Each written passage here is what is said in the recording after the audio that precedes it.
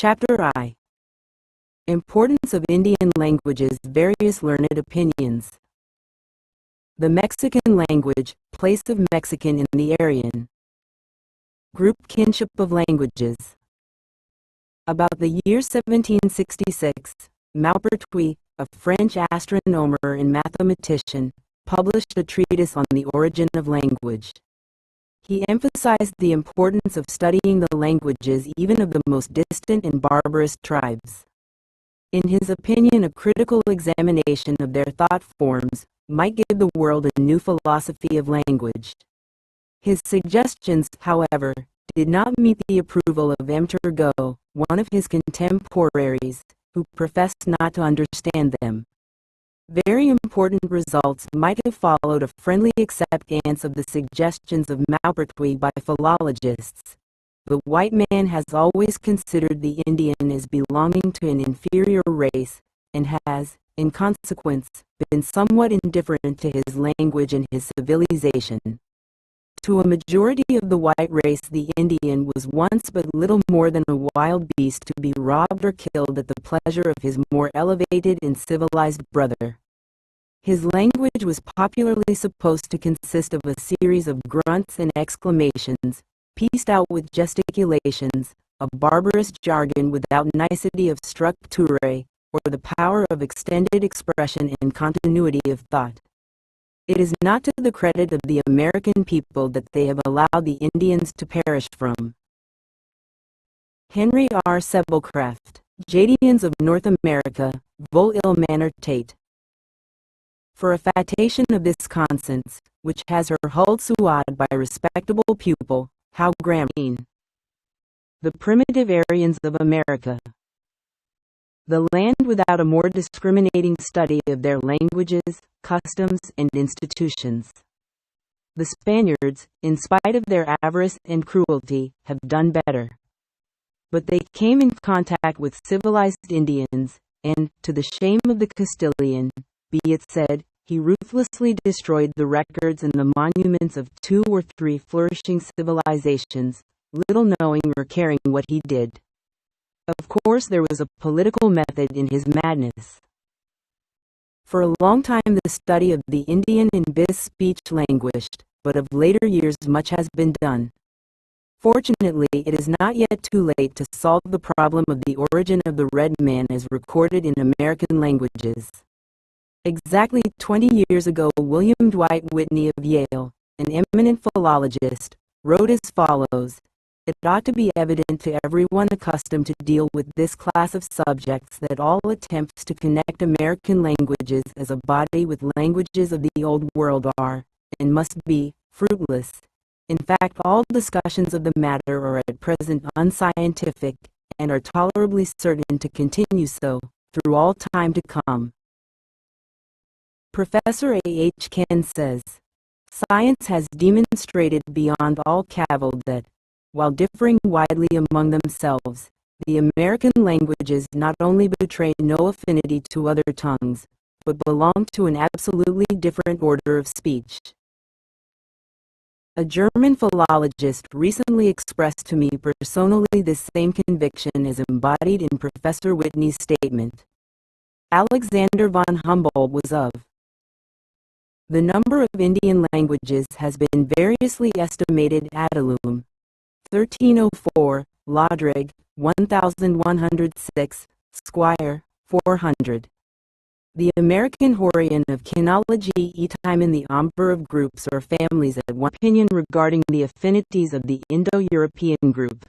Max Muller says, "To attempt at present to trace them, the American languages to a Jewish, Chinese, Phoenician, or Celtic source is simply labor lost and outside the pale of real science." Professor Theodore Noldick of the University of Strasbourg remarks, "It must be remembered that it is only in exceptionally favorable circumstances that Kogunte languages are so preserved during long periods as to render it possible for scientific analysis to prove their relationship with one another. I think he puts the case too strongly, and the isolation of the American languages has furnished exactly the conditions described by the professor as exceptional. but philologists have ignored these conditions and confined themselves to dogmatic assertions not warranted by their knowledge of New World tongues, and this while their profound studies of Old World tongues deserve the greatest praise and excited the admiration of scholars in all departments of learning.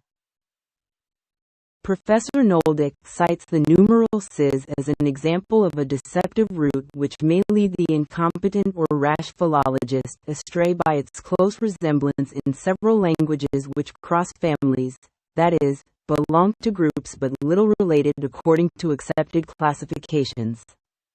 Thus, Hebrew, shash Sanskrit, shash, modern Persian, shash. Professor Noldick says the Indo-European root is srex or ks-wex, while the Semitic root is shidh, which he asserts to be a wholly different root. By pure analysis and reasoning, it would perhaps be equally impossible to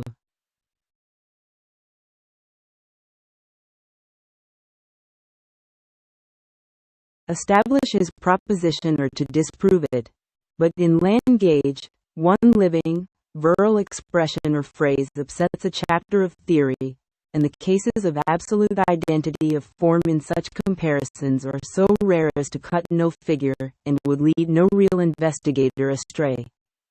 Professor Noldick might have added the Mexican Chian, a possible kix but not in fact, which is the increment sign between 5 and 10. Thus, Mochnili, a hand grasp, 5, but 6 in Chica CE, that is, simply +1, 5 being understood. Chica is the Sanskrit adika, plus or redundant, thus Askalatakkanavati in literally 90 plus 8. With Adakkanarati, compare Mexican Chica Nani, 9. But finally, Professor Noldick's carex might, I think, be Semitic shidh, the sibilant descending from a guttural which is regular and common, and the dentals from palatal k which is not so likely. In spite of all these opinions from really learned men whom I greatly respect, I insist that analysis and comparison are better than theory. I may add here that stray waifs of a universal language may be found everywhere. If this happened but a few times it might be attributed to coincidence, but it continually happens. See footnote, page 88, on Kasi. The Mexican language. The old distinctions, Indo-European, Semitic, Turanian, acquire a local significance when there is introduced to the world a language older than Sanskrit, and to all appearances, much like Zen of 3000 N.C. The Mexican language, better known to philologists as Nahuatl, is, in vocabulary, pure Aryan. It probably had its origin in the highlands of East Iran, the country of the Elamites, thus its primal Pamir country, the roof of the world. I shall not go into the origin of the Aryans here, but proceed directly to the specific matter in hand. Mexican is Aryan in its verb conjugation. Its pronominal system resembles Semitic with respect to the agglutination of pronouns. The conjugations are rudimentary Aryan, and the prepositive pronouns suggest Akkadian, Turanian. While Mexican, in its vocabulary, is Aryan, some of its words appear to be found in Assyrian and some of its very oldest forms may be Akkadian, while there are others in Pashto which may be non-Aryan. It is of course possible that the Semites borrowed freely from the Akkadians, who in turn may have borrowed from the conquering Semites.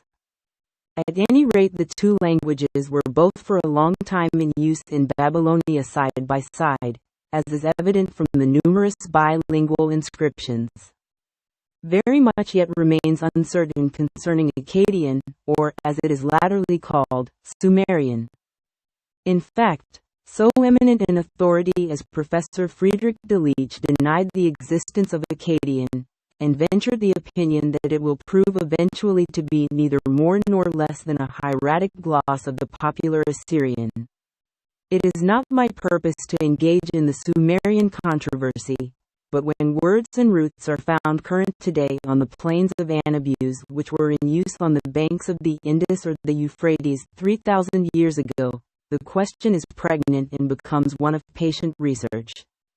Mexican occupies an intermediate position between Sanskrit and Old Persian, and in thought forms, establishes its claim to great age, which is further supported by historical and mythological references. Place of Mexican in the Aryan group. It will doubtless be said at once that language is no final test of race affinity. This is sometimes true, but I will add that language is almost the only thing which priests and politicians have never been able to affect seriously.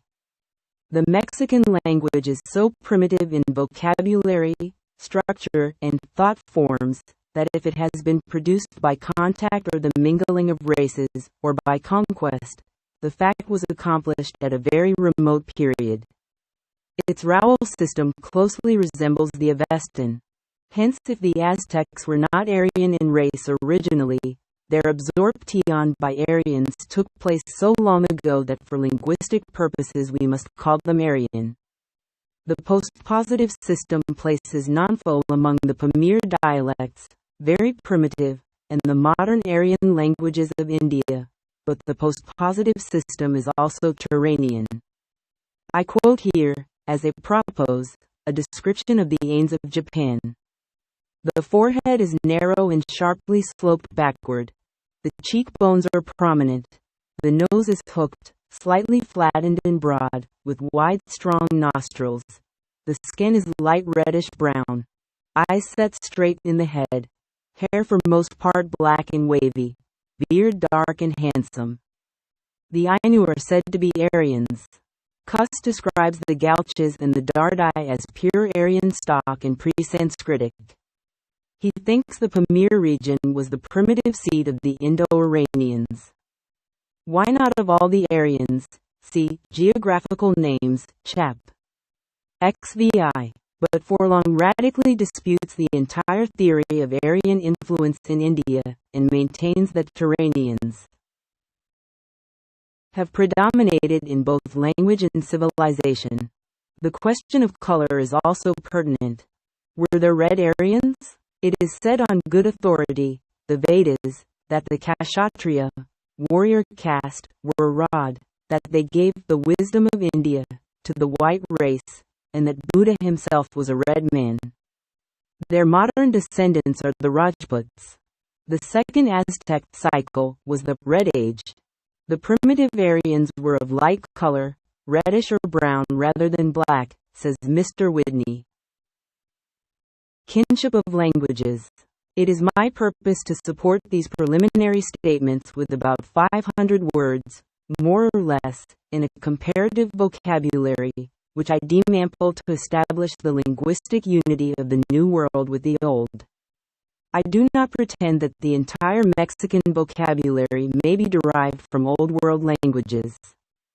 Doubtless there are words indigenous to the soil of America, and per contra, Aryan roots have been lost or so worn that direct proof of their origin is impossible and only analogy establishes their identity. I have examined about 30 languages in pursuing these studies, but shall attempt in this work to show the identity of but one American language, Mexican or Nahuatl, with the Eastern languages, though I am convinced that what I have done for the Mexican may eventually be done for Shoshone, Quichua, Tupi-Guarani, Maya, Algonquin, Dakota, Salish, and other American tongues.